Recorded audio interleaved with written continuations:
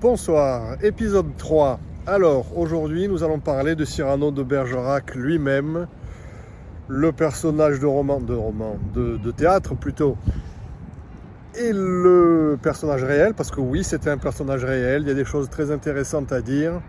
Je voudrais juste dire que dans mes 3 livres préférés, enfin, dans les classiques français, disons mes 3 préférés, c'est bien sûr Cyrano, ensuite le Comte de Monte Cristo, bon, c'est connu, mais ça reste excellentissime, et Salammbô de Flaubert, qui est fantastique, mais un petit peu plus difficile à lire, un petit peu plus compliqué. C'est le top niveau au niveau écriture, au niveau français, parce que Flaubert, c'est quand même clairement aussi bon que Victor Hugo. Mes 2 préférés, cependant, étant bien évidemment Cyrano et Le Comte de Monte Cristo d'Alexandre Dumas. J'aime tellement ces 2 livres que j'ai failli appeler le podcast Cyrano Dantès. C'est pas dit que je le fasse pas un jour. J'ai privilégié Cyrano parce que, selon moi, c'est infiniment positif par rapport à Monte Cristo, qui est extraordinaire. Bon, c'est plus descriptif, c'est différent, bon, c'est pas du théâtre, hein. Mais ça n'a pas le côté, vu que c'est une histoire de vengeance, ça n'a pas ce côté éminemment positif qui ressort de toutes les pages de Cyrano. Alors, je vais être obligé de lire mes notes.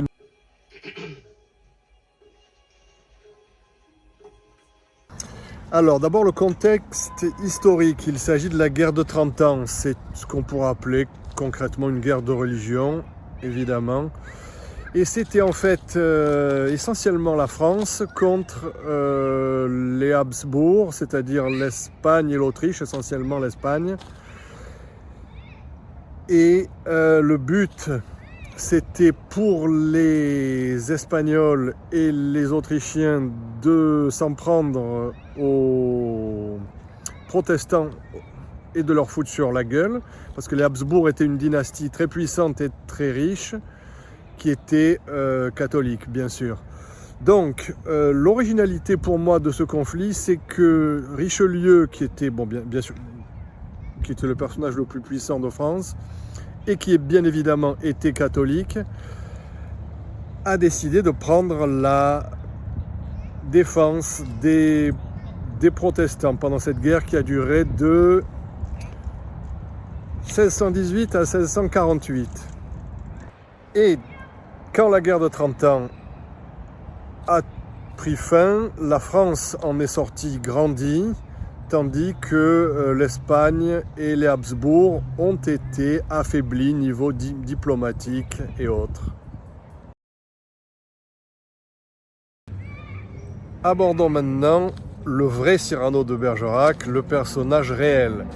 Alors, il est né à Paris en 1619 et il est mort en 1655, à 36 ans. Il a été élevé par les jésuites, puis est devenu militaire dans les cadets de Gascogne, comme dans la pièce. Il a été blessé au siège d'Arras en 1640, comme dans la pièce. Et après ça, il a quitté l'armée, il a commencé à écrire, à se faire des tas d'ennemis. Et il est mort d'une bûche qu'on lui a fait tomber sur la tête, ou une poutre, exactement comme dans la pièce. D'aucuns disent qu'il serait mort de la syphilis, on ne sait pas très bien.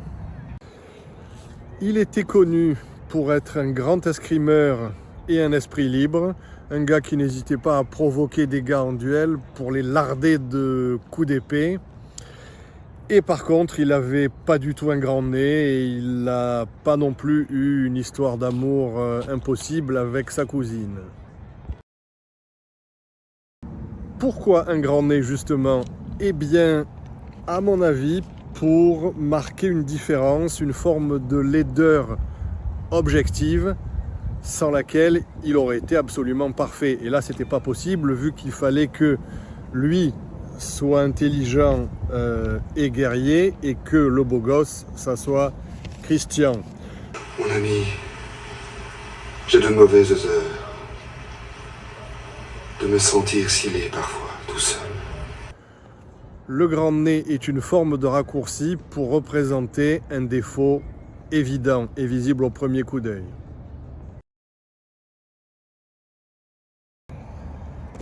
L'idée derrière la pièce, ça serait de célébrer la grandeur d'âme malgré les apparences. Alors évidemment, on pourrait penser que quand on a un nez énorme ou un quelconque souci avec son apparence, on aurait tendance à être aigri. Eh bien, pas du tout.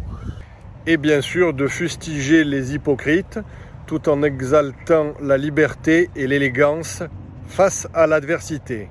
Pas mal. Les autres thèmes étant l'amour impossible et le sacrifice. Alors, parlons un peu du film de Jean-Paul Rappeneau avec l'énorme Gérard Depardieu. Je veux dire, un immense acteur, pas un énorme mec, évidemment, ça ne voudrait rien dire. Le film est noté 100% sur Rotten Tomatoes, ce qui est significatif. Et il est vraiment, vraiment excellent. Pour moi, c'est la meilleure adaptation. Alors, une scène du film que je trouve excellente, formidablement bien jouée et assez poignante, c'est durant le siège d'Arras, au moment où il a une dispute avec Christian, qui est décidé à dire la vérité à Roxane. Cyrano essaie de le persuader du contraire. Dans l'énervement, il part se battre contre les Espagnols et Cyrano se trouve seul un petit moment avec Roxane. Et là, il commence à parler et elle lui dit dans la conversation que elle est évidemment beaucoup plus amoureuse de l'esprit que du physique, enfin, de l'esprit qu'elle croit être celui de Christian. Et elle dit même, enfin, c'est plutôt Cyrano qui lui pose la question, et s'il avait été très laid, voire horrible, et elle dit qu'elle aurait aimé quand même, voire plus. Il entrevoit la possibilité d'être aimé de Roxane, d'être enfin heureux et de vivre vraiment.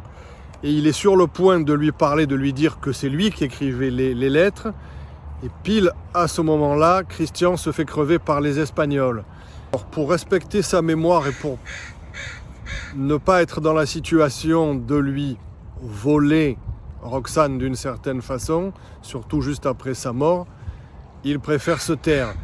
C'est aussi pour ne pas passer pour le dernier des fils de pute, parce que si il avait dit « Ah ben il vient de mourir, ben c'est moi qui écrivais les lettres », là il serait passé pour un abominable.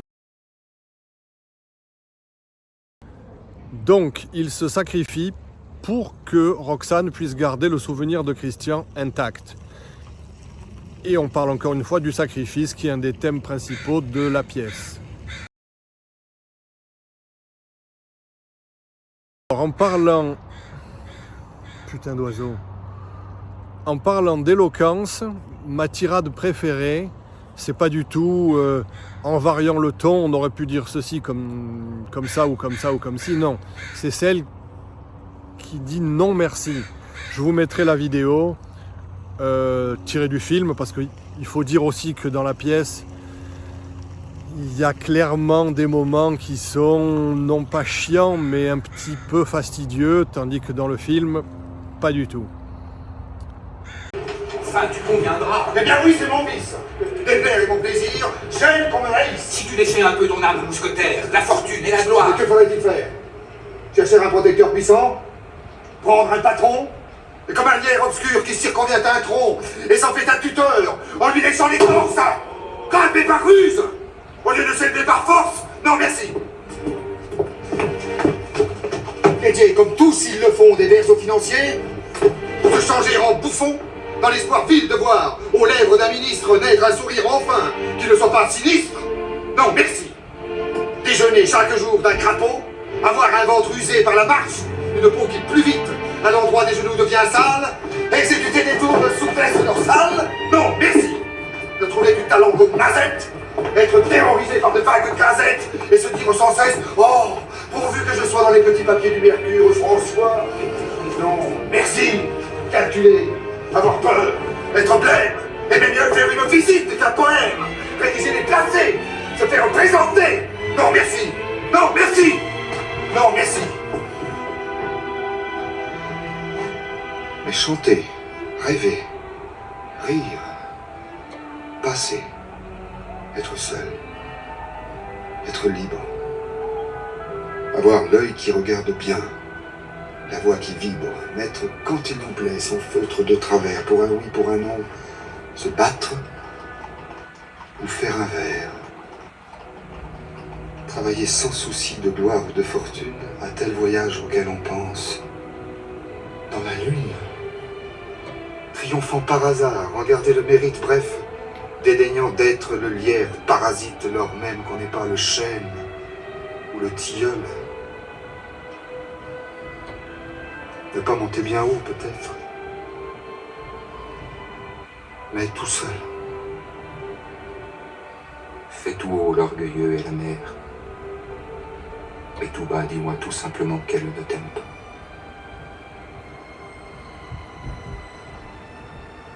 Tais-toi. Pour donner du contexte à cette tirade, Cyrano est très stressé par le fait qu'il vient de découvrir, contrairement à ce qu'il en était venu à penser, que Roxane ne l'aime pas, mais qu'elle aime Christian, qui lui-même vient de débarquer dans son régiment au cadet de Gascogne. C'est une vraie description de la psychologie du personnage.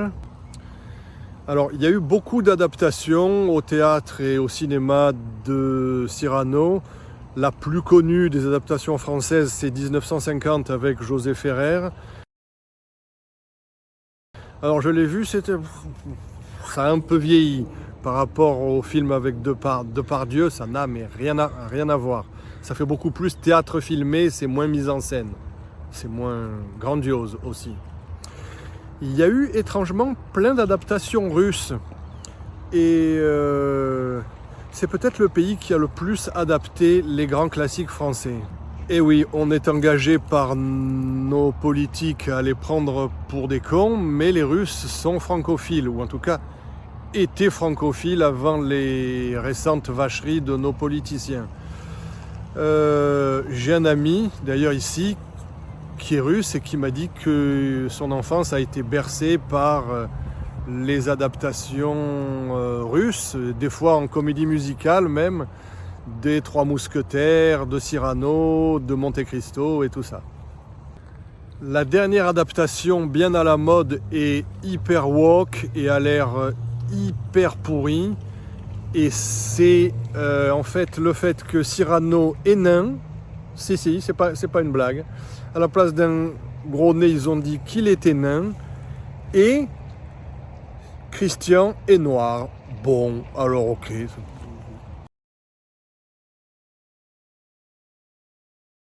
Il y a eu d'autres adaptations, notamment une qui va sortir bientôt, où Cyrano est tout à fait normal. C'est même le seul qui soit interprété par un acteur plus ou moins beau gosse, alors que les autres sont moches. Ça inverse la perception qu'on a du personnage normalement.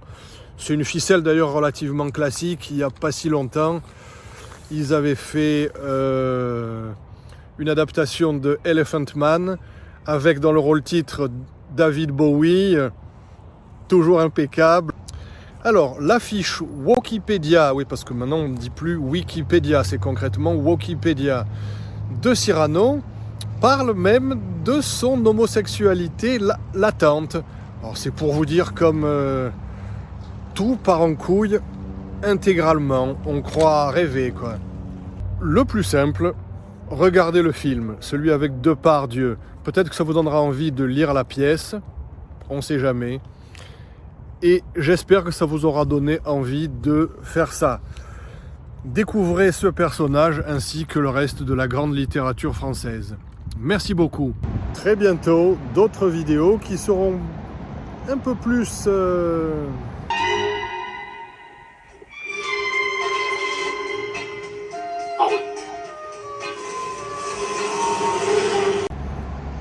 ou alors carrément...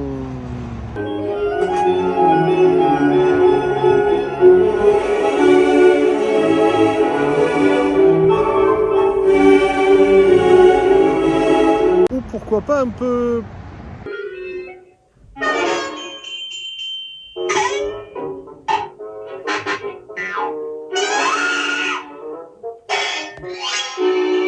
À bientôt.